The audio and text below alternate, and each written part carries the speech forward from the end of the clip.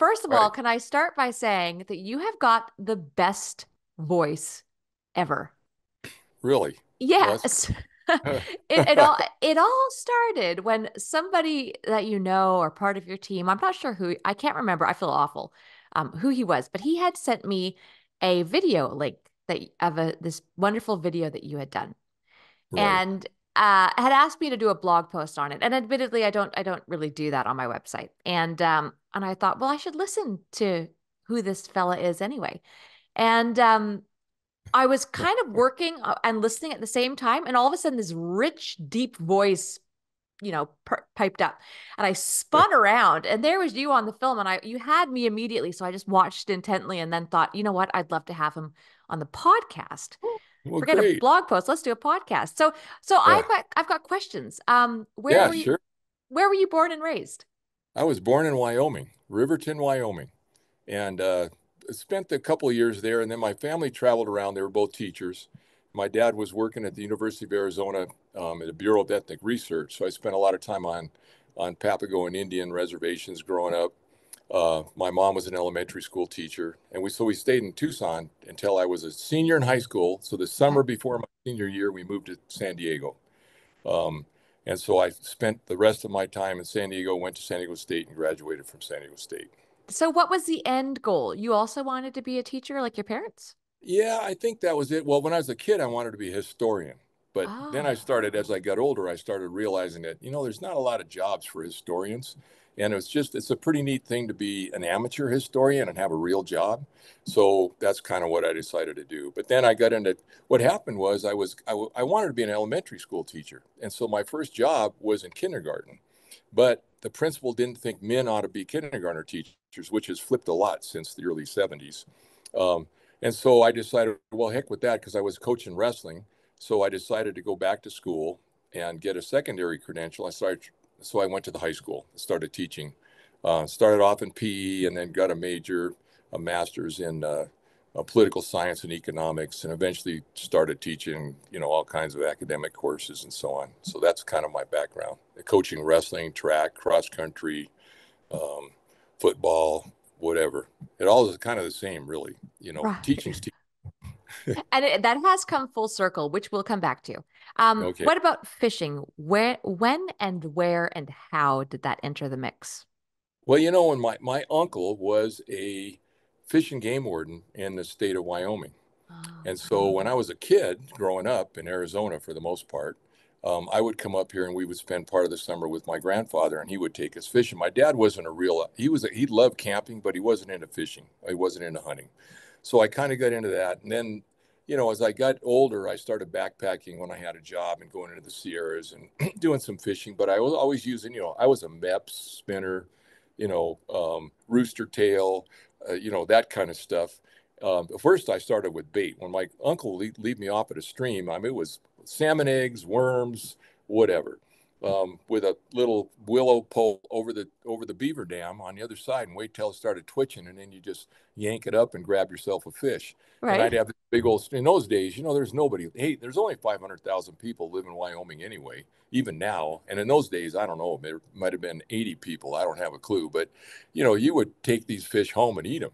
And so that was my introduction to fishing, and I thought it was pretty fun.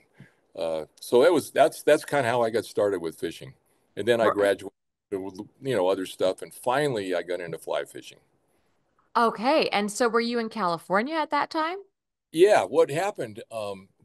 My wife was visiting a grandmother up in Havre, Montana, and so I decided to go. She flew up there, so I decided to drive up to Montana to pick her up. So I'm going through Yellowstone. I'm camping at Gravant Campground. I'll never forget, 4th of July weekend. There's a pretty bad runoff, and I'm sitting there with my super dupers or whatever, and I can't catch anything in the Gravant River. And I look down the road, and here's this guy, waving his rod back and forth, and I had no idea. That was long before even a river runs through it. I just thought this guy was flopping a fly in the air, and his feet were jumping out and grabbing it. It was hilarious. So on the way back, I told my wife, I said, "Hey, can we stop? I need to get myself some fly fishing equipment. That looked really fun. Plus, this guy was catching fish, and I was getting skunked. So, Oh, what do you say?" And I said, "How much is our budget?" She goes, "You can spend $125." And I said, "Oh, all right." So just as we're driving into Livingston, Montana. I looked to the right, and there's Dan Bailey's Fly Shop, which I had no idea. It was one of the iconic fly shops, really, in the West, maybe in the whole United States. So I run in there and I asked this guy, "Hey, I want to start fly fishing. I got 125 bucks. What do I do?" And he starts setting me up with a rod and a reel and a line. And then finally, I had like $18 left. And I said, "Well, what else do I need?" He said, "You better get some floating and you got to get some tippet." And tippet, I had no idea what to do with tippet. That was just, I got a couple leaders. I got, I think, 6 flies. So that night we get to Lewiston Lake in Yellowstone and we camp.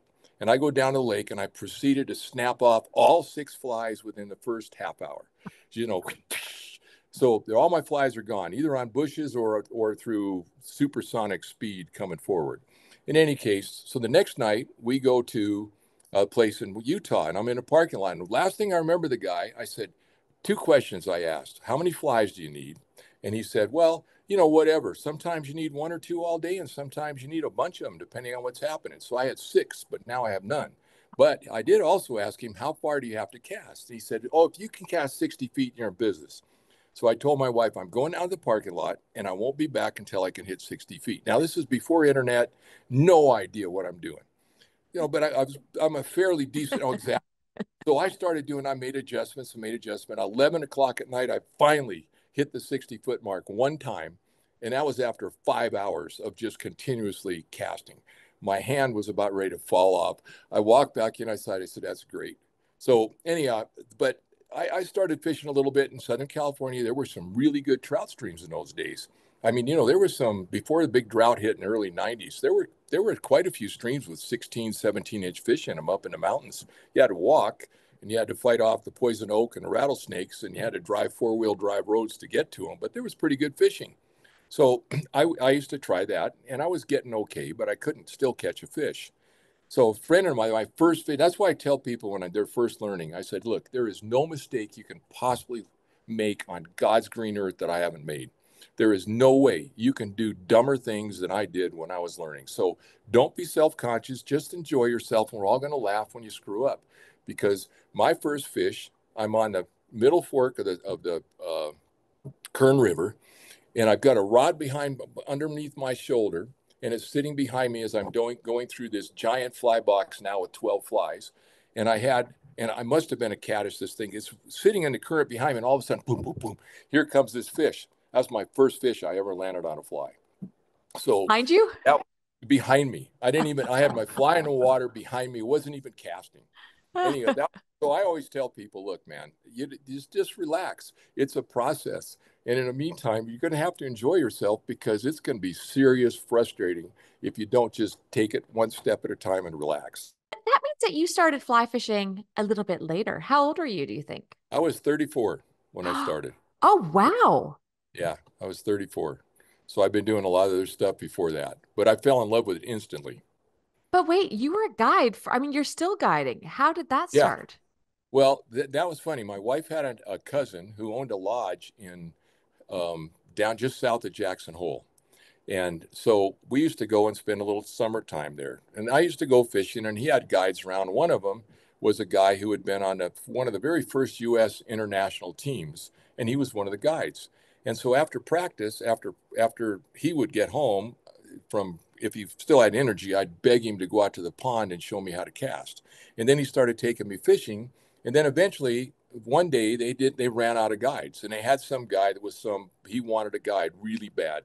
And so Sammy, the guy who owned the lodge, he said, "Hey, Dayle, can you take this guy on the Snake River?" And I said, "Sure." So I take the guy in the Snake River, and we got along great, and he managed to catch a few fish, and everything was happy. And so Sammy, the owner, started just saying, "Hey, if you want a guide, let me know." So whenever I had free time, I would come to Wyoming, and I would, it sometimes was only two weeks, 3 weeks, because I was coaching, I was doing all kinds of in-service stuff for the school district. I was really busy, but it was really fun, and I really enjoyed it. So when I resigned from or retired from teaching, we decided, my first thing was, I think I mentioned this in that video you watched. Hey, I'm just going to fish every day. I'm going to get up and have coffee. My wife and I are going to just talk. It's going to be great. I was so freaking bored. I couldn't. I was literally, my wife said, "Dayle, you got to do something, because you are Get driving out. me crazy, man. Get out of here." So anyway, that's when I started just guiding part-time up in Alpine, Wyoming, south of Jackson Hole, just just above where the South Fork kind of starts. Anyhow, so that's kind of my guiding story. And then it just started blossoming, word of mouth. People started calling, and their friends started calling. And so now I've just got a bunch of clients. I've had some of them for 15 years. They come every year, so it's kind of fun. Yeah. So May I ask how old you are now? 74. Yeah, right. So how long do you think you'll guide for? I guess as long as you can. I don't know. I'll guide at least some of the time for as long as I can. I've been guiding, I think I've guided 12 out of the last 13 days or 14 days, and I'm still enjoying it, having fun. I was kind of born with a little bit of energy, so it's easy to just keep on doing it. And you know how it is. You get your adrenaline going. Yeah. You can be pretty tired when you get home and you're thinking, oh man, I don't know if I can do this tomorrow morning.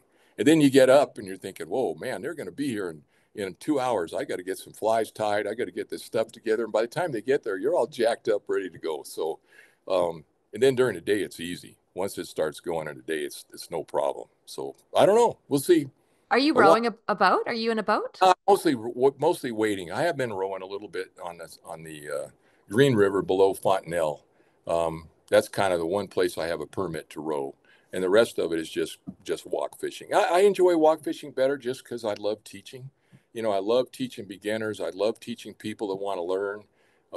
As a matter of fact, I've told people, they call me up, and if all you want to do is have somebody show you where to fish, um, and you sort of know everything, we're probably not a good match because I won't be able to help myself. I'm going to try to help you a little bit, get a little better cast, teach you how to reach men, teach you how to do this or that, little things that make a difference in whether you catch a fish. Teach how do you cast off the opposite shoulder, that kind of stuff. Look at the bugs. Hey, this is this. Hey, I just netted a little caddis. Here's what it looks like on a fly. And if you're not interested in that, I just couldn't just, I have to be, I'm a teacher. I've been teaching, and I tell people, it doesn't matter what I teach. What you're teaching, the subject matter is nothing but a lens through which you teach the things which are important, which are, what I really want to teach is perseverance and flexibility, ingenuity. I mean, thinking, honesty, being on time, working well with people, that kind of stuff. And then, so it didn't matter I taught a lot of different subjects in high school, coached a lot of sports, and I coached them all the same. I just used wrestling as a medium to coach those things, to teach those things. I just used world history or AP civics or AP economics as a I don't know what you would call it, an avenue to teach the things that are really important in life. You get done with an AP civics class, or well, maybe civics, I hope not, but certainly economics. You get done with that. Hey, 5 years from now, you won't be remember all those formulas. There's no way in heck you're going to do that, but you will remember how hard you work to study, and you will remember, getting to class on time. Those are all the things that really matter. So to me, teaching is all what it's about. It's almost more like mentorship. And Yeah, I and think that's kind of it. I didn't know if I actually didn't plan on going down this route, but I have to ask because I can be kind of sensitive like that. And with my clients, after a week, you feel quite bonded with them. As a Mhm. mentor, does that leave any room for heartache or disappointment more so than someone who just sees it as a job or even just as a teaching job? Oh yeah, I think so. And it's really hard to make, sometimes the decision-making process is tough. You've got a person you really like. And I think I mentioned this in that video too, when I was first taught how to guide, one of the people said, look, you tell somebody 3 or 4 times that if they don't want to do it, or they don't do it, or they're incapable of doing it, just forget it. And that's really hard for me to do. Yeah. So you've got some really nice person who is working, and you've told them, look, here's what you ought to do. Cast, because we're targeting a fish. So cast 5 feet in front of it. When it gets 5 feet behind it, cast 5 feet in front of it. Just, you're going to get a lot more flies over that fish than if you cast 20 feet in front of it and let it go 40 feet behind it. And the first thing they do is all of a sudden they're 25 feet in front of it, and they let it go all the way down and turn. So they've just spent, 12. So you remind them. And then you want them to catch a fish so badly because they want to catch a fish, and they're having, how it is. People always tell you, oh, I don't really care about catching fish. I just want to have Uh-huh. fun. Yeah, right. I don't know if I've ever met a human being that actually believed that in their heart of hearts. Sure you So, do. yeah, right. So you want them to catch a fish, but now you're in a quandary. Are you going to tell them, hey, look, man, I've told you 18 times how to do this, But what I used to tell beginning teachers and teachers too is, I walked by a classroom and I was a mentor teacher for a lot of teachers, and the district would hire me to mentor teachers. And I'd walk by and I hear a teacher say, "How many times do I have to tell you this?" And I think to myself, well, obviously a whole lot more because it's not working. So my theory is if you haven't changed the behavior, you haven't taught anything. So when people say, "I taught this person how to do it," if they can't do it, you haven't taught it. And you covered it, you showed it, you demonstrated it, you had them do it under your, you know, guidance for a while. But if they still can't do it independently, you really haven't taught it. And I think as a teacher, that's really important. So now you got this decision with this person. Are you going to keep pushing and then jeopardizing a good time, or are you just going to let them do it? And at some point, you just have to let them do it, and you just can't keep because they're getting a little bit irritated, because you're bugging them all the time. So it's just kind of funny. Same thing happens with um, when I'm working with casting instructor candidates for the FFI. They really want the rod tip down on the grass when you start a cast. So you reach over and you put your hand on the rod and put it down on the grass. This goes on for 3 days. I mean, 3 days. And you're thinking, oh my God, I don't know what to do. I mean, I tell people all the time, look, if I put a 44 caliber bullet right next to your head on a gun and said, if you do that again, I'm just going to pull the trigger. You Would wouldn't do you? it. No. You would not do it. So it's a matter of intent. And then you've got these people who are engineers and doctors and lawyers and these really highly educated people with 18 degrees. I had a NASA scientist one time. It's like, God, are you kidding me? This is so simple compared to everything else you've done in your life and your career. I don't understand why you can't figure out how to remind yourself to put your rod in the grass. Right. Um, just and then you're just going, oh man, you just got to start laughing to yourself after a while because it's just crazy. But and that's funny because my dad, I remember when I was really young, if I would ever say things like, "Oh, I can't remember," he would say to me, if somebody told you, say, 12-digit number that was going to win you $1 million, you would remember that number. And that actually gave me the confidence. I still think of that to this day. But That's really good. as a teacher, then there's got to be a tool. And as a parent, I mean, I deal with this with my daughter regularly. Do you then try to come at them from an incentive stance, a communication stance, or a physical exercise stance? What is the best method? I think, first off, I used to work for a guy named Fred Jones, who was one of the bigger teacher training people in the United States. And his mantra was say, see, do. If you really want a person to live a thing, you need to do, and all this stuff about, well, there's audio learners and visual learners and kinesthetic, that's all a crock. Okay, Everybody needs to do it all together. I right. mean, really, there's been a lot of studies that show that is not, even people who self-identify, well, I'm an audio learner. If you actually test them, that isn't really true. So what they do is if they're an audio learner, they've changed it into a picture in their head, which is a visual learner, and then that's how they do it. Now, just I always bring up to people, look, if I told you how to do a curve cast to the left, and you're a right-handed curve caster, that's kind of tough, especially if you can't go side-armed off the side. You got to do it from a vertical position. That's pretty tough. So if I just explain that to you, and you had your eyes closed, and you claim you're an auditory learner, forget it. You would never in 1,000 years be able to do it. You've got to see it. And then I might have to take your hand and have you close your eyes and relax and just feel what I'm doing. So I'm going to do say, see, and do. So the combination is what you have to do. And if you're not doing that, you're not reaching most people because there are some people that are freaks. I mean, they can just learn. I've got a nephew who sits across the river from me, and I'll do a cast. And he goes, "Show me that again, Uncle Dayle." I'll do it, and I swear he does it, and it's just mind-boggling. I know people that work at it for 2 years and can't do it. He's a savant when it comes to that stuff. When he was 12 years old, he was casting a 6-weight rod 120 feet. And it was a cheap old rod. I bought him, a kit for $118 or something. I mean, the kid's a phenom. But you get those people, but as a teacher, you can't take credit for that kid. That kid's a freak, man. That's not the normal person you're dealing with. So, I think, and in answer to your question too, I think when you're dealing with kids and people who you're a client's a little different, but a daughter or a son or a student or an athlete, the carrot and the stick are both important. There's got to be but you want the incentive to be greater than the punishment, and the person's going to look at it and go, let's see, if I do this, oh man, I get that. And if I don't do it, life gets uncomfortable. Most rational people are going to want to do the right thing. So that's kind of how you do it. But I think what your dad said was so true. It's so much of it is just intent. And, you see kids all the time when in athletics. They're just going through the motions until 3 weeks before the championship. And then all of a sudden, their whole uh, demeanor changes. The level of intensity and concentration just gets jacked up because all of a sudden, there's more incentive to do it right.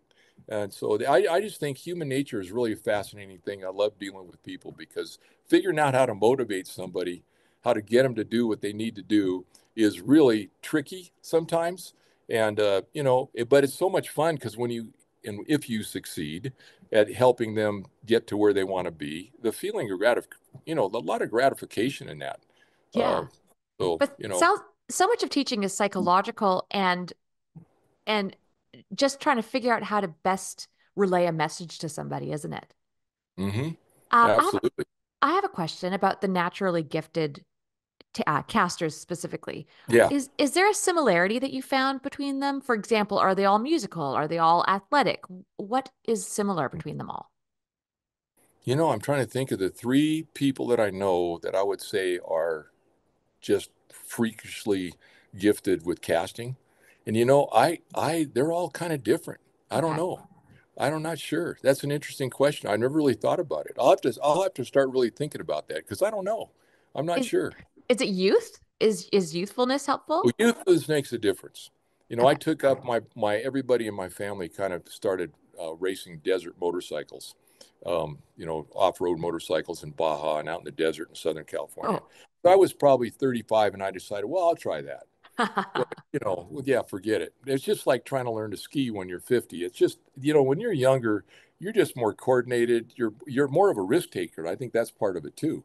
Your whole mental demeanor changes as you get a little older. And I think that inhibits your ability to progress with any kind of a physical sport and probably mental stuff too. So I'm not sure, but it's the same in everything. I played really hardcore chess for about 4 or 5 years in the mid 90s. Right. And I remember I got lessons from an international grandmaster once a week for like 2 years. And I remember he would just look at me sometimes and I could tell he was just thinking to himself, God, this guy is really dumb. Oh. He just, because it would be so obvious to him what the right move was. And I might have taken 10 minutes on my clock to figure out and then make a move that he was just thinking, are you kidding me? Anybody would know how to do it. And yet there are people who, especially younger kids, it was really embarrassing to go to a chess tournament. And I was got pretty good. I was up in the upper levels of, I was, not anywhere near a master, but I was pretty much an expert chess player. But I hit a plateau and I just couldn't get any better. No matter how hard I tried, it just wasn't getting any better. So, but what I did notice was little kids, God darn, they can learn that so fast if they're good. It's like you see these kids that you read about who are musicians who are, playing Mozart at 12 years old and 8 years old and 6 years old. That's a gift that, nobody can take credit for that other than the genetics of the parents. It's quite incredible. Let's It get is. back to your timeline because this is where things get interesting. So I can tell that you're obviously a doer. You decide you want to do something and you get on up and do it. You decided you wanted to be a certified casting instructor. What's the Right. story behind that? Well, it was funny. We were in Florida taking care of my wife's mom, and Barbara comes out one day, and I'm out in the front yard just fiddling around trying a new line on a new rod. And she comes out and says, Dayle, did you know that the FFI has it was IFF then. I can't remember. They changed their deal, but The FFF. Yep, I got you. FF, yeah, whatever it was. Anyway, so they've got a casting certificate. You ought to try to get that. And this was, I think it was the end of May. What And I year thought, approximately? Sorry to cut you off. it was 2011, summer of Okay, gotcha. 2011. I'll remember that for good. So then we got to Wyoming, and by now it's the middle of June, and I started looking on the internet for somebody who could help me with it. And I went to this one person, and he wasn't much help. He hadn't had his certificate for years, and the test got a lot more sophisticated between the 1990s and late and early 2000s, 2011. So he wasn't much help. So and you probably um, let's see. I'm trying to think. God, I got a blank. Anyway, I'll think of it in a minute. But so I go to another person, and this guy was great. He was super good, and he. So I started working like the middle of June. Well, the International Fair was the first week of August in Yellowstone. And I thought, well, I'm going to try to do well. First off, you got you can kind of cast and you think you can cast, but when you've got to make really tight loops and you got to do all this other stuff and you can't have a tracking issue. And anyway, so it was really kind of interesting. I took the test in, I think, the first week in August, and I passed pretty easily. Because I really worked at it. My poor wife Barbara, she would be out under the streetlights in our RV park after I get done guiding and it's getting dark and where I'm and by I don't know if you ever cast under a street light, but man, you can really see the line. It's Oh, good beautiful. point. Good tip. The line just really looks against the black sky. That line, that orange line just looks like it's fluorescent. It's unreal. Anyhow, then she got really good at helping me. Oh, Dayle, your back loop is too wide, or you're creeping, or you didn't let it straighten out. And she did a lot of research, and she worked, really hard. In any case, um, so I passed the test, and I decided, well, I'm going to get my master's. Well, Masters was a whole different deal. So we went down to Southern California because that's where we're going to spend the winter. And again, I practice every day. I went to saw Joe LeBou, who was at Long Beach Casting Club, and he was one of the guys who had I think created partly the Masters exam at that time. And so Barbara would go, and Joe and I would meet, and we'd drive up once a week from Long Beach or from San Diego to Long Beach, which could be like a 3.5, 4 hour drive, depending on the traffic.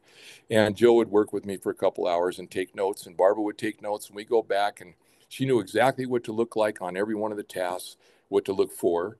And so she was just super, without her, there's no way. Anyway, the bottom line is Aw. I get to Dusty Sprague in Florida because we went to Florida in December.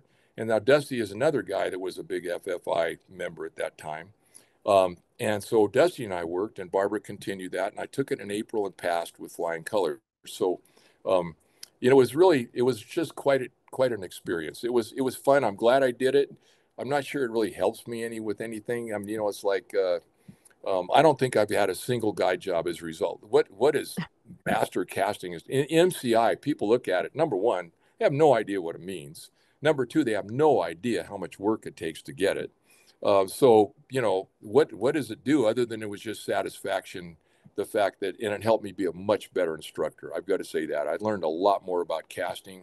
I learned a ton about casting instruction, and I would recommend it to anybody. But if you think it's going to change your life in any tangible way, you're probably barking up the wrong tree. Did So, it but help you with your trick casts and your presentation when fishing? oh yeah, absolutely. Oh yeah, absolutely. I can catch fish that I could never have caught before. You're working across multiple currents, or I've got a couple of casts that I've developed on my own that catch fish all the time. That I could never catch a fish with one of those casts with a normal cast, even the ones on the MCI. What So kind of cast? You've got my brain I've got a spinning cast now. called a dump cast where and that's the other thing. There's so many things that people believe. For instance, you need constant acceleration. That's hokey. Sometimes you want to decelerate during the course of a cast to make things happen. And if When? you don't, just think Where? about it. Let's say you want to look at an underpowered curve cast. An underpowered curve cast, if I'm casting back and forth and I want to get an underpowered curve cast, I can't. I'm actually decelerating right there to make that thing flop down. It's a deceleration. It's not an acceleration. And when for instance, constant acceleration, I think is hokey too. If you're casting into the wind, you've got to increase your rate of acceleration pretty dramatically towards the top, towards the back of towards the front of your cast. You may have to lower your rod tip a little bit to keep from getting a tailing loop, and because you're bending your rod really dramatically at the end. But it's not constant. And one of the big things I show is, let's say you're doing a snap tee. So you come up and you pop it like that. Where's the line go? It goes behind you, right? So the Well, it line, depends. If you draw your well, snap with your rod tip out, then right, the anchor can land in and go in front of you. front of you, right? But you can also do the same thing with the same exact rod motion by accelerating at the end of the stroke or decelerating at the end of the stroke. That'll determine where the line goes as well. So either way, so what I'm just saying, there's a lot of dogmatic stuff going on. Like in the old days, everybody believed, well, you cast sidearm in the wind because it's below the wind. Well, then some scientists figured out that's hokey. That's not true. you don't really ever get quite below the wind unless you're 2 inches off the surface. You certainly Ah, get to make a faster loop. You yeah. make a tight loop, which is going to help you, but you're not really under the wind. I mean, and the other thing that helps you is that your fly lands sooner, so it doesn't have a chance to blow back. But if you look at those two factors, they're way more important than the fact that you have less wind. The fact that you have less wind is a pretty minor part of that whole thing. Is It's there just any less wind though from 12 foot up in the air versus 3 feet down? Is there a no. percentage For that's 12 feet, there's virtually no wind, the difference. yeah, right. Now, Okay. off the surface there is. And I think the reason a sidearm cast works is because you keep track of your loop a lot better because you can see it. And number one. And number two, when your fly hits the end and it straightens out, it drops straight to the ground. So it doesn't have a chance to blow back. So that's another big reason for doing it. But, there's just so many little things. I do this presentation to fly clubs. It's called the casting myths, or the 20 myths of fly casting. And a lot of those, that's kind of what it is. It's just there's so many myths that are involved. I in some there are principles of fly casting. There's only one principle of fly casting. A principle means it's never ever wrong. That's like gravity. The only principle is that if you have no slack between your finger and your rod, and your rod tip and your fly, if you move the rod, it's going to go somewhere. That's the principle. That always will apply. But a straight line rod tip path being a principle, that's not a principle. I mean, that's a rule, but there are plenty of exceptions. There are plenty of exceptions to all kinds of parts that people think are principles. So to me, that's why it's so fascinating to look and just play around with fly casting, and to understand that a lot of this stuff is just it's the same thing in fishing. It's just not true. Somebody says, well, there's better hatches on cloudy days. I can tell you that yellow sallies on a river we fish, if there's a cloudy day and all of a sudden the sun comes out, the hatch increases double. If the sun goes back behind a cloud, the hatch stops, just like that. The sunnier it is, the better it is. Now, it's not always true, but that's not a principle of hatches. It's a rule that has exceptions. And so, to me, let's not get all anal about these rules. The biggest thing you can do is just be observant and think on your own instead of taking somebody's word for it.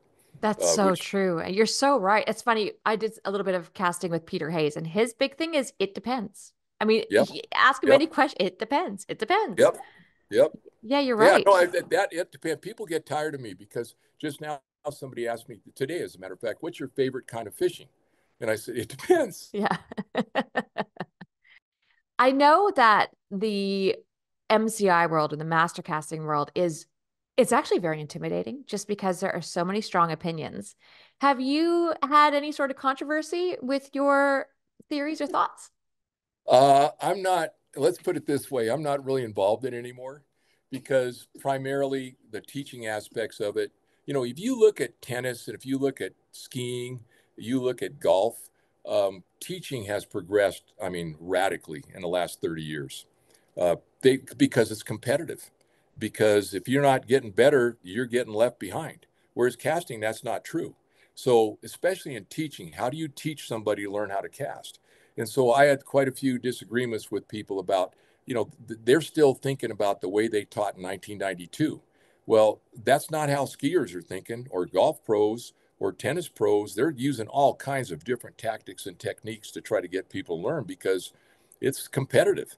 And I think that's why international competition has made probably the biggest influence on fishing, has been the advancements in technique and materials and flies and everything else, because a result of competition.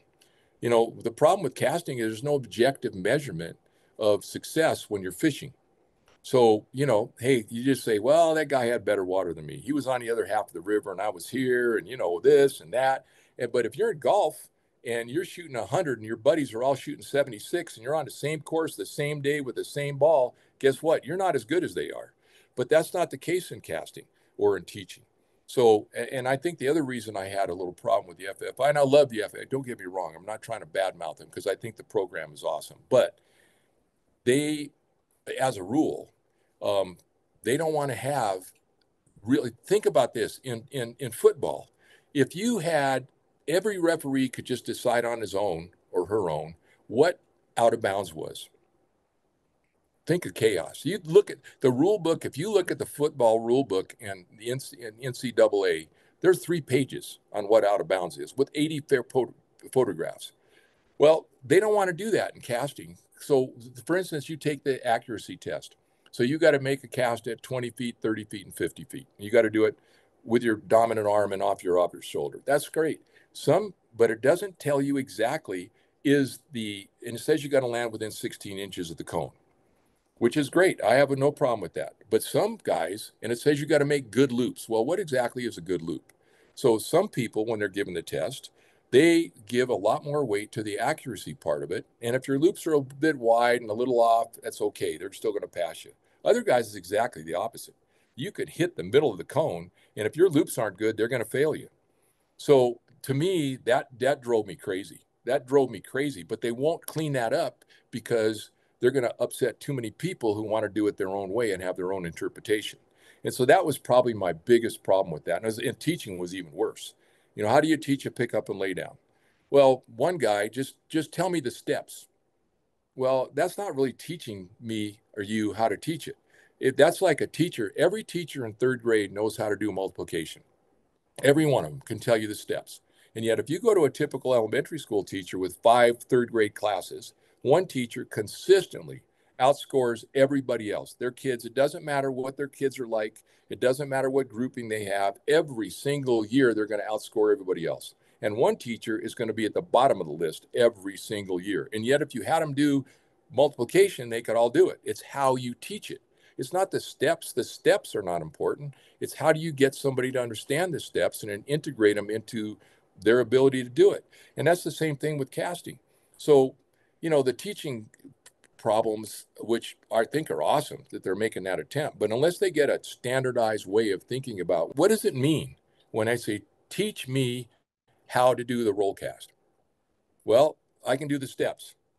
Rod tip, down, move it to the outside a little bit so you don't tangle when you get up vertical, swing it around to 1 o'clock or 2 o'clock or whatever, how much line you have, create a D loop.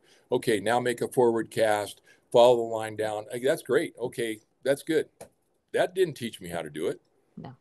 That didn't teach me any more than that taught me nothing. You got to teach a person how to do that. And then there's a way to do that that's really systematic and sequential. And it works really, really good. It's how we were able to win multiple championships. God, we won so many championships in different sports that I was coaching. And it was because you could take an average person and teach them how to do something by incrementally, you teach step 1, and then you teach step 2, and you review 1 and 2, and you teach 3, and then you review 1, 2, and 3, and then you teach 4. You review, and sometimes by the time you get to step 6, you've done step 1 6 times. You've done step 2 5 times. You've done step 3 4 times. You've done a lot of repetitions, and now you can put it together holistically. But very few people can learn holistically. That's just not going to happen with most people. So you got to kind of teach one step at a time and then integrate them. And that's a little harder to do with some. I'll tell you, like spay casting, that's hard to do because it's motion. You can't kind of break it up and still create the motion that you need. It's pretty hard. You got to kind of have that motion, and that's hard to break that cast up. You can talk about different things, but in some stuff, it's not that hard to do. So, and Yeah. again, it depends. It depends. Well, I There you was go. I was delighted to find your website. I did not know about this website until this morning. Oh, really? So, yeah, because I knew you were an MCI, I knew you were guiding, I knew that there was a movie or the film, which we'll talk about in a moment, but your website totally threw me off. So, it's International Coach Fly Yeah. Fishing. Tell me, Fly Fishing Coach International. tell me Yeah. about it. What is it?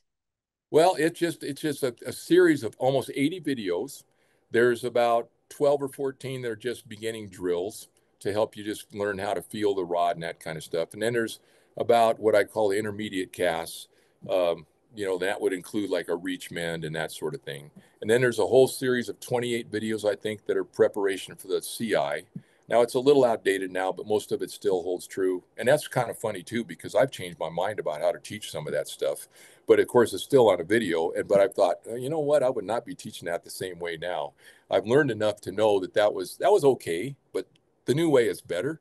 In any case, and then there's about I think there must be 12 or 14 videos on fishing, how to stack mend, why you want to reach mend, why you want to curve cast.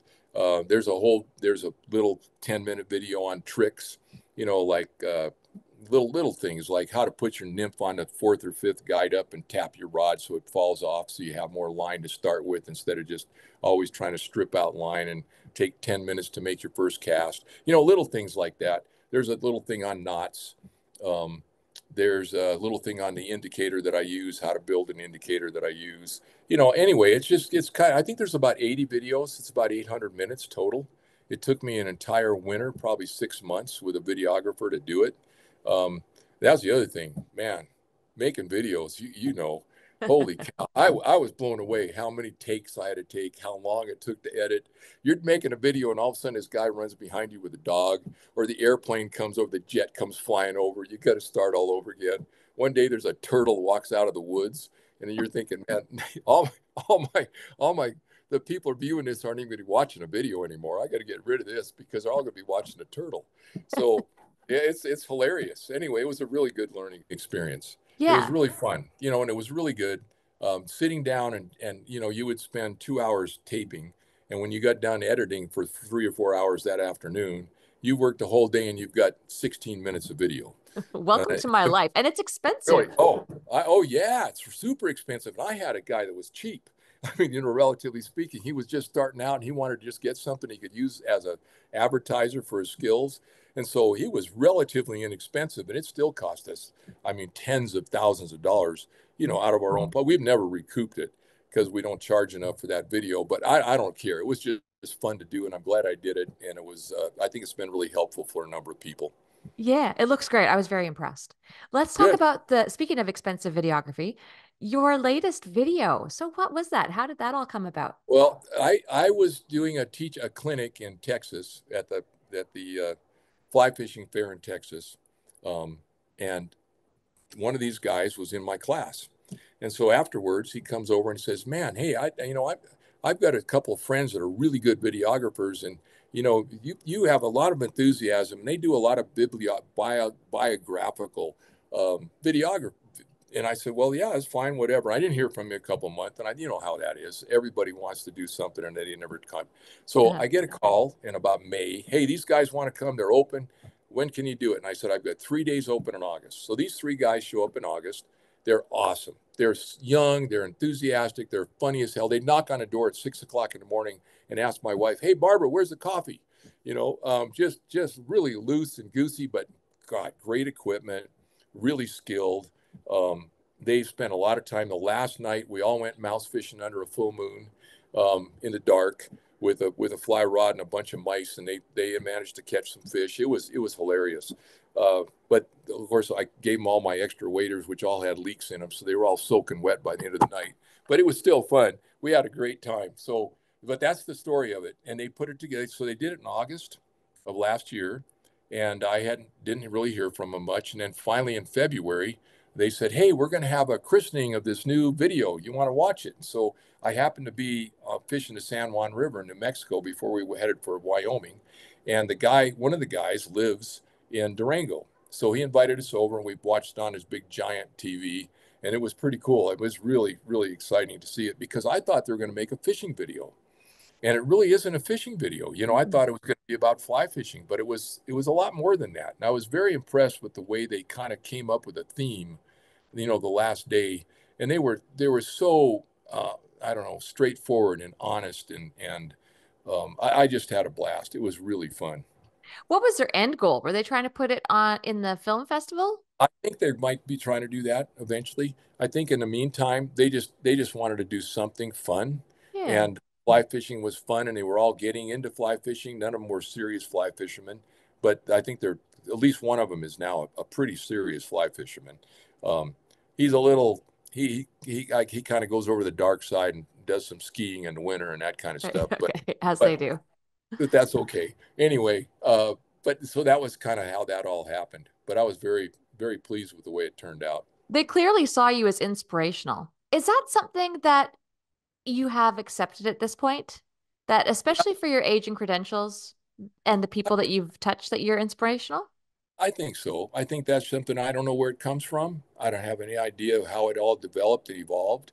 But, I've been a really good motivator. I mean, ever since I started coaching, I mean, I've had, even now, we probably have two or 300 of my former students on Facebook on a regular basis, some of them 30, 40, 50 years ago, that are still keeping in touch with me. Um, and I just think part of it is just, I don't take, I think the biggest thing in life is just to really, I think, be honest about it and to enjoy it, and understand that you are not all that important in the greater scope of things. That's one thing that drives me crazy about some of these young guides. They think they're really special because they're a guide, and I'm thinking, hey, buddy, you're not saving somebody's life because you're doing brain surgery. You're rowing a boat down a river. Give me a break. So I tell people all the time when I'm guiding, hey, look, man, if you've got a suggestion, let me know. And if we're having a tough time, I'd be glad to try. Because, more than once, a client has suggested some goofy fly. I'm thinking, no way. I put it on, bam, we're catching fish. So, I realize that we're all fallible, and you gotta take yourself for what you are. And when I coach, I teach, I push, but I'm also very forgiving of mistakes because I've certainly made, my share of them. It's just part of being human, I think. And, I don't know why, but that's a good question. But I've been a good motivator ever since I can remember. When I was a sophomore in college and junior college, my teammates, and I would never do. That's one reason when I was coaching, I never gave out most inspirational awards, team captain awards, most improved awards, because it's a team thing. And, we just didn't give those awards when I was coaching because when I was a sophomore, I got all four awards by team vote. Well, there was a lot of guys on a team. I could never have been as good as I was if it weren't for the guys I was wrestling every day and it wasn't for the coach. And I felt really horrible. I mean, I had no idea how it came out. The coach didn't say anything. I get up there and get these awards and I'm thinking, man, this is horrible. I felt terrible, you Oh, know, uh, because it just wasn't fair. It's not right. There were so many other people. I just don't think when you're in a team sport, there's no most valuable player. How are you going to be the most valuable player without I want to see some quarterback do his job without an offensive line. Hey, good luck. You're just going to end up in the hospital. So, to me, that we're all just part of a team, and nobody's more important. Even the weakest person in a link is part of the link. that's So, right. when you're coaching and you've got a kid walking in and he's your 145 pounder and he's terrible, he's still a big, big part of your team. Because if he can just get 1 point in that county championship, it might be the difference. And we have won county championships we won one by a half a point, 203 to 203 and a half. And some little sophomore kid managed to eke out a 1 point win in the consolation rounds. And that was the point. That one kid was the most valuable wrestler in that tournament. So you never know. Yeah, that's actually something that's important, I think, for a lot of people to hear. Can I ask you something that I was not going to ask, but I'm going to because I have the opportunity now? So my dad is approaching 80, and my mom and I are very close. Mom and I speak about everything, relationships, you name it. And one of the things that I've noticed with her friends, some of my other friends' moms, is that their husbands, including my dad, are getting unbelievably grouchy, pessimistic, just really intolerable. Mm-hmm. Is it what is that normal? How do you maintain your positivity and your optimism? Do you have to work at it? Yeah, I do. I mean, I keep thinking about, that it's that old half glass, half empty, half full glass. You get to look at it either way you want to. I mean, and it's up to you. I do not want to be a miserable person. And one of the things I really work at is don't surround myself with miserable people. I Mm. do not want to spend time with miserable people. If they're miserable, they're not somebody I want to spend even 5 minutes with. So I think that's part of it. Pick what kind of news you watch, pick what kind of people you watch, what kind of TV shows you watch, what you read. Surround yourself with positive people. Surround yourself with positive influences. Because it's so easy to get sucked into the negative stuff. Especially just if you're start I don't know, to me, like even my clients, we have a rule. We don't talk politics, we don't talk religion, and we don't bitch. And if you're going to start bitching about your wife or about this guy or this president or that, I don't want to hear about it. We're here to fish. We're here to talk about fishing, to talk about, whatever. But, and it's amazing how fast some conversations can slide into the depths. You've got to really be careful because you could just say something really innocent, like the insect hatches on our river have changed dramatically because we have more weeds. And because we have more weeds, when it freezes, it's creating a big filter, a bunch of stuff on the bottom, which is clogging the rocks. So we don't have as many PMDs and caddis that we used to have, or the yellow salads, because there's not the environment for them. So we've got other kinds of insects. But now all of a sudden, well, what causes that? And you say, well, our summers are a little longer and hotter, and our spring, and all of a sudden, oh man, well, there's no such thing as global warming. And I'm going, well, hey, I think that was so hey, let's just drop it right now. Just suffices to say that the bugs aren't the same. So that happens. The willows are growing bigger. It's a funny thing. But I think you've got to be careful about that. You don't want to get into an argument with somebody, Yeah. um, because it just isn't worth it. And you're not going to change anybody's mind anyway. So just relax. But I do not want to hang out with negative people.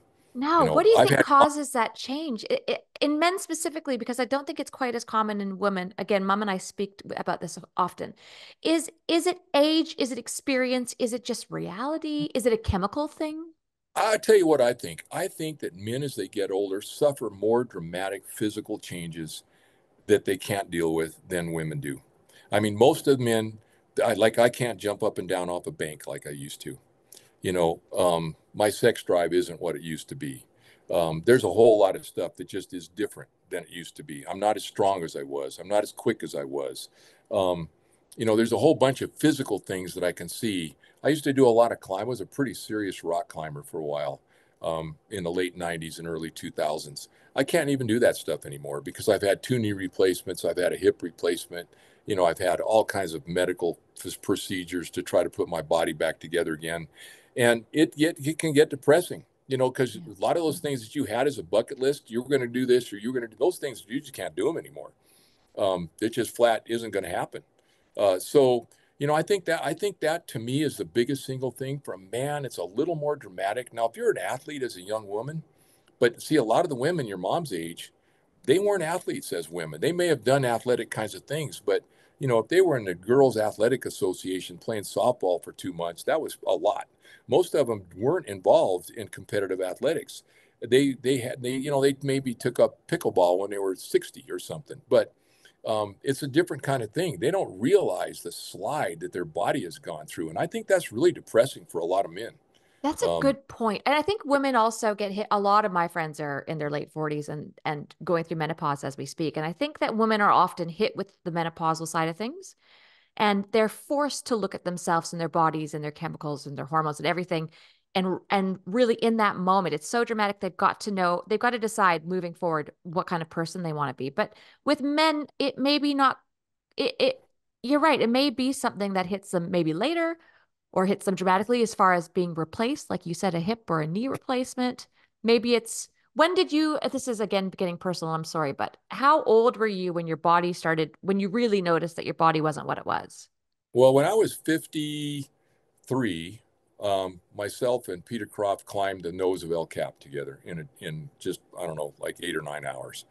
And that was 53. Today, that would be impossible, and I'm 74. So in the last 21 years, between when I was probably 18 and 55, I saw very little degradation in my physical abilities. When I was in my early 50s, I wrestled in the international or the national senior championships and took second. Um, I could wrestle with all my kids at state champions and beat them. So, I think, but when I hit 60, I started seeing it a little bit. But when I hit like 65, 66, that's when it really hit. And I work hard. I mean, I work out half an hour every day before I go out guiding. I've got 3 different workout routines that I do. One is a balance routine, one is an upper body routine, and one is a leg routine.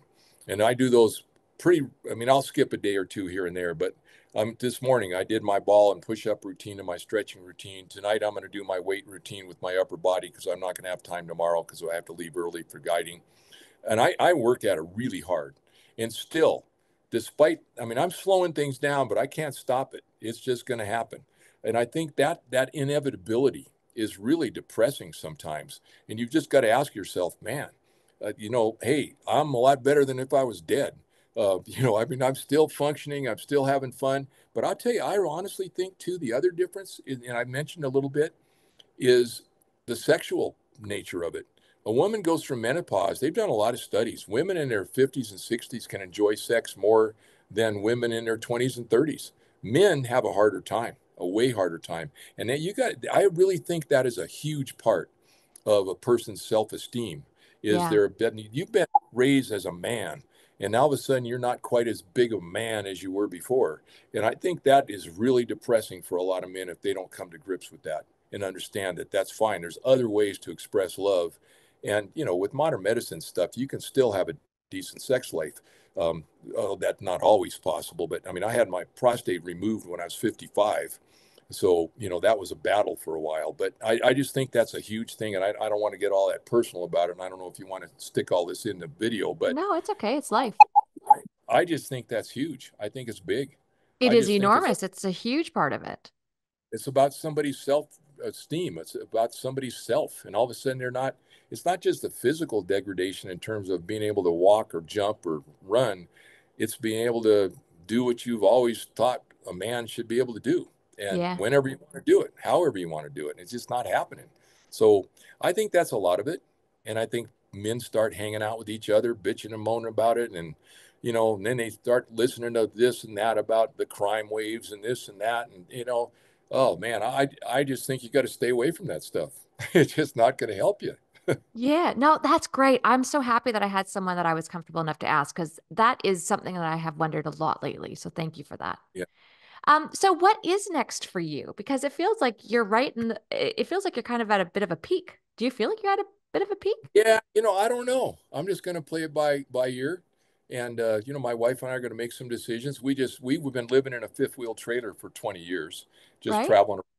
And so that we've really enjoyed that. We just downsized into a little trailer so we can move around faster and more frequently. And we're thinking about doing a lot more visiting. Like Barbara's family all lives in Florida. So we're going to take the trailer over to Florida this winter and spend some time in Florida. I'll do much more of all my buddies will go out, flats fishing, wading into Florida and Tampa Bay, which will be really fun. And Barbara gets to visit her sisters and see more of her sisters and her nieces and nephews and great nieces and nephews.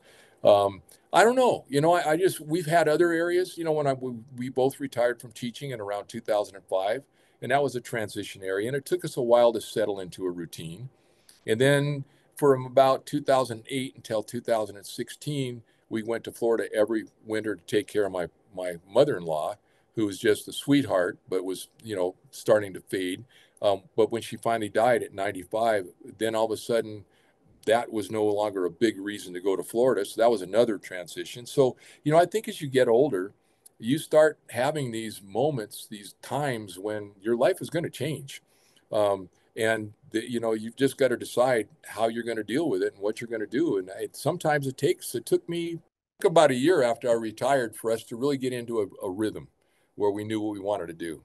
And then the same thing after Barbara's mom died. It took us a year or so to get into another rhythm that was kind of a predictable, but not so predictable that it got boring.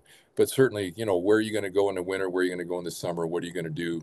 Where are you going to live? That kind of stuff got to be a pattern.